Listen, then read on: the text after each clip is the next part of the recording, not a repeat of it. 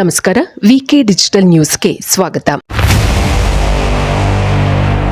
ಬೆಂಗಳೂರಿನ ಸಮೀಪ ಭಾರೀ ಬೆಂಕಿಯ ಅವಘಡ ಸಂಭವಿಸಿದೆ.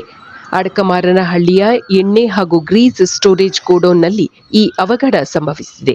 ಸುಮಾರು 35 ಕೋಟಿ ಮೌಲ್ಯದ ಸಾಮಗ್ರಿಗಳು ಬೆಂಕಿಗೆ ಆಹುತಿಯಾಗಿದೆ ಎಂದು ತಿಳಿದು ಬಂದಿದೆ. ನೆಲಮಂಗಲದ ಬಳಿಯ ಅಡಕಮಾರನಹಳ್ಳಿ ಇಲ್ಲಿ ಶೆಲ್ ಕಂಪನಿಗೆ ಸೇರಿದ ಗೋಡೌನ್ ಹತ್ತಿ ಉರಿದಿದೆ. ದೇಶ ವಿದೇಶಗಳಿಗೆ ಹಾಗೂ ಪ್ರೇಕ್ಷಣೀಯ ಸ್ಥಳಗಳಿಗೆ ಅತ್ಯುತ್ತಮವಾದ ಟ್ರಾವೆಲ್ಸ್ ಅಂದರೆ ಅದು Vikram travels and resort India private limited. ಹೆಚ್ಚಿನ ಮಾಹಿತಿಗಾಗಿ ಸಂಪರ್ಕಿಸಿ 96